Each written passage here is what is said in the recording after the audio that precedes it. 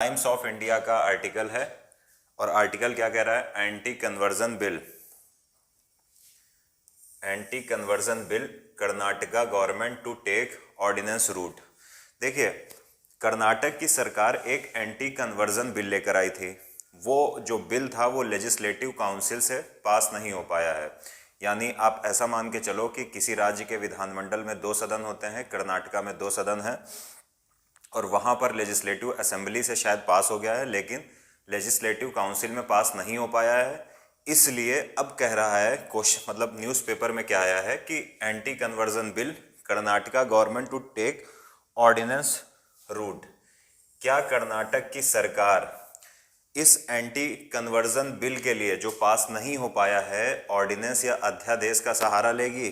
क्या इस अध्यादेश के रूप में इसको लाने का प्रयास करेगी? तो चलिए इस पूरी न्यूज़ को समझते हैं, लेकिन सबसे पहले एक टर्मिनोलॉजी समझ लेते हैं कि एंटी कन्वर्जन का मतलब क्या होता है। एंटी कन्वर्जन का मतलब हुआ धर्मांतरण। जैसे कोई व्यक्ति हिंदू है उसको मुस्लिम बना दीजिए, कोई व्यक्ति मुस्लिम है उसको सिख बना दीजिए, कोई सिख है उसको ईसाई बना दीजिए। तो कुछ लोग इस काम को जबरन करते हैं या लालच देके करते हैं, तो उन्हीं के लिए बिल लाया गया है। तो चलिए समझते हैं कि ये है क्या। देखिए, भारत में ऐसे अक्सर मामले आपको दिखेंगे कि शादी के लिए झांसा देकर धर्मांतरण करवाया जाता है। तो इसीलिए कई राज्य ऐसा कर चुके हैं। इसी क्रम में कर्नाटक ने भी ऐसे किया है। बेसिकली ये बिल है क्या, मतलब आप ये समझ लो कि ये प्रोहिबिट करता है, रोक लगाता है रिलीजियस कन्वर्जन को। अगर किसी व्यक्ति का धर्मांतरण कराया जाता है मिस रिप्रेजेंटेशन के द्वारा, यानी गलत तथ्य देकर, या फोर्सफुली या फ्रॉड के द्वारा, या आप कह सकते हो इनलर्जमेंट या लालच देकर, या किसी और तरीके से, तो उसको माना जाएगा, उस व्यक्ति को जिसने ये कराया है उसको इस कानून के तहत, कानून तो नहीं बोलेंगे क्योंकि पास नहीं हुआ, इस बिल के तहत दोषी करने की बात की गई थी। यानी अगर कोई व्यक्ति अपनी इच्छा से कोई दूसरा धर्म ग्रहण करता है तो कोई दिक्कत नहीं है, लेकिन अगर किसी व्यक्ति को जबरन, या कई कारण दिए गए थे बिल में जिसमें मिस रिप्रेजेंटेशन है, फोर्स है, फ्रॉड है, ये सारे कुछ कारण है, या मनी के आधार पर है, या इनलर्जमेंट या लालच देकर अगर किसी व्यक्ति का कन्वर्जन या धर्मांतरण कराया जाता है, तो उसी के खिलाफ जो वहाँ के मुख्यमंत्री हैं बोमई साहब, वो एक बिल लेकर आए थे। अब ये जो आपने देखा है इस बिल को, तो इस बिल की अगर हम बात करें तो इस बिल के प्रोविज़न या प्रावधान जांचने बहुत ज़रूरी है। देखिए, इस बिल में जो पहला प्रोविज़न किया गया था वो ये कहा गया था कि अगर इस प्रकार का कोई रिलीजियस कन्वर्जन या धर्मांतरण होता है तो पहली बात तो कॉग्निजिबल है। अब बात आती है कॉग्निजिबल क्या है? ऐसे अपराध जिनमें किसी व्यक्ति को अरेस्ट करने के लिए वारंट की ज़रूरत नहीं होती है, उनको बोलते हैं कॉग्निजिबल।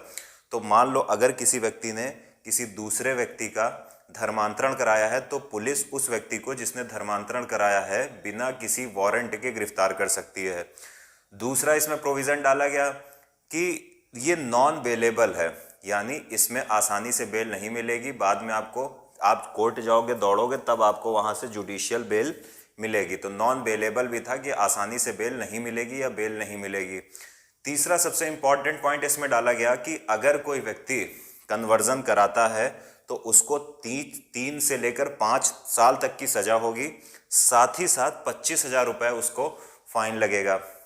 लेकिन इसी कानून में एक इंपॉर्टेंट प्रोविज़न और किया गया कि अगर कोई व्यक्ति माइनर का या फिर वुमेन का या SC ST का कन्वर्जन कराता है, आपको पता है कि जो लोग, मतलब आप ये समझ लो कि अल्पसंख्यक होते हैं या फिर ऐसे समझो कि जो गरीब होते हैं, उनका कन्वर्जन कराना बहुत आसान होता है। क्यों?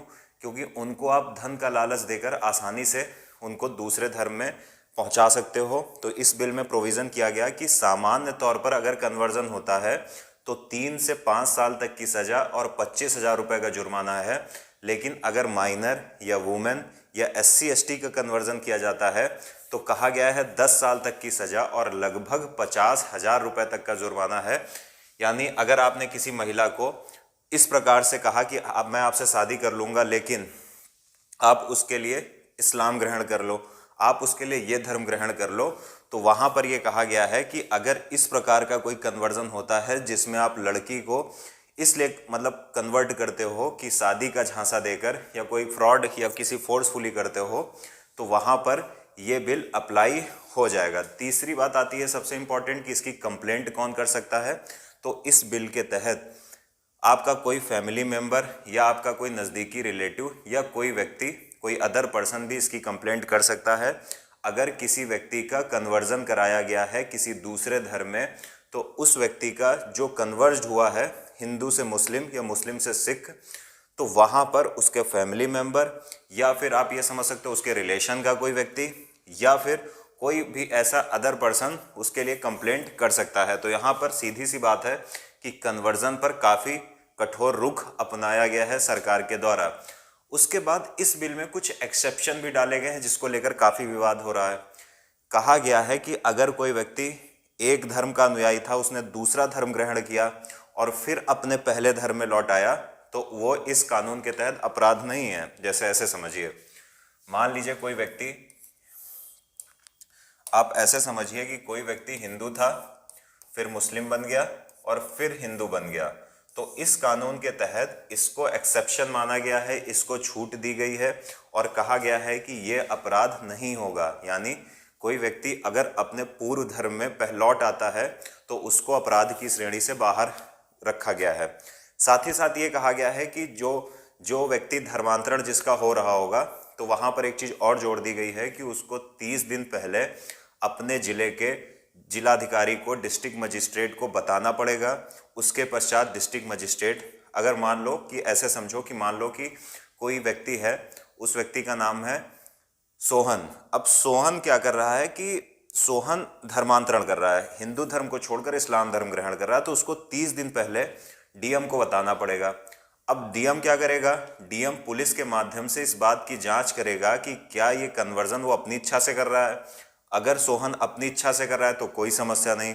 अगर सोहन पर कोई फोर्स किया गया है या कोई लालच दिया गया है और जो आधार बताए गए हैं उनके आधार पर अगर उसका कन्वर्जन हो रहा है, तो फिर उसमें डीएम के पास काफ़ी शक्तियां हैं, जो एक विवाद का प्रमुख कारण भी है कि डीएम के पास बहुत ज़्यादा पावर इस कानून के तहत हो गई है। अब हम देख लेते हैं कि हमारे संविधान में धार्मिक स्वतंत्रता की क्या बात की गई है। तो अगर हम आर्टिकल 25 से 28 तक देखें तो भारत के संविधान में धार्मिक स्वतंत्रता का अधिकार है, ठीक है। लेकिन वहाँ पर एक चीज़ निश्चित की गई है कि भारत के सभी नागरिकों को अंतःकरण की, कॉन्साइंस की, अपने धर्म को मानने की, आचरण करने की और यहाँ तक कि प्रचार करने की भी स्वतंत्रता दी गई है।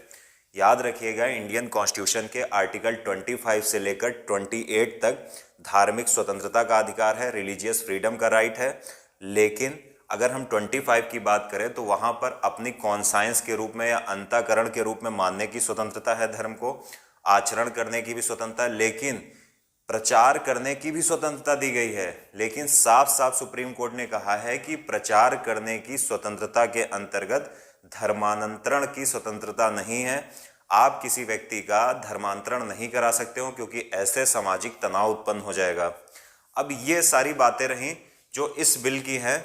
अब सबसे ज़रूरी बात यह है इस बिल के संदर्भ में समझना कि क्या भारत में कोई सेंट्रल लॉ है या केंद्रीय कानून है जो इस प्रकार के कन्वर्जन को रोकता है, या क्या भारत में कोई एंटी कन्वर्जन बिल केंद्र पे है? तो बिल्कुल नहीं है।